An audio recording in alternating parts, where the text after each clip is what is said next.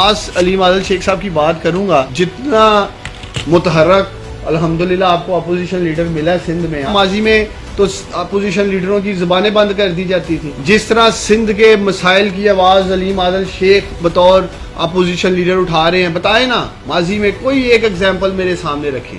और यही वजह है कि आए रोज इनके ऊपर भी हुकूमती हमले होते रहते हैं, इनकी आवाज बंद करने की भी कोशिश की जाती है।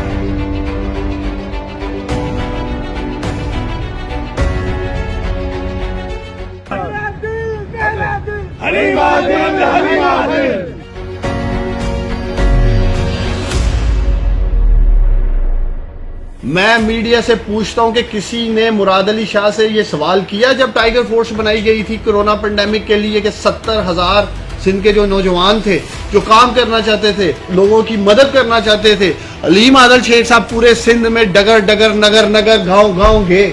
70,000 नौजवानों को सिंध की हुकूमत ने मौका नहीं दिया काम करने का। कि जब हम सिंध के नौजवानों की डेवलपमेंट के लिए निकलेंगे और निकल चुके हैं, यही सिंध हुकूमत नौजवानों की तरक्की की राह में रुकावट डालेगी। क्यों सिंध के नौजवानों को सियासी बंदरबांट का ये निशाना बना रहे हैं? अब वफाक जैसे मैंने आपको कहा पूरी जिम्मेदारी के साथ लगे और यही वजह हम यहाँ मौजूद हैं। और अलीम आदिल शेख साहब पूरी नुमाइंदगी करते हैं जब वो यहाँ बैठे हैं। क्या कसूर है सिंध के करोड़ों लोगों का जिनको हेल्थ कार्ड से महरूम रखा जा रहा है, सिर्फ इसलिए कि ये पिछले 50 सालों में सिंध के लोगों को सेहत का निजाम नहीं दे सके, तालीम का निजाम नहीं दे सके, इसलिए बुरी तरह एक्सपोज हो रहे हैं। और अब ये चाहते हैं कि हेल्थ कार्ड भी सिंध में ना आए। इंशाल्लाह तसल्ली रखें, पूरी कमिटमेंट के साथ आगे बढ़े।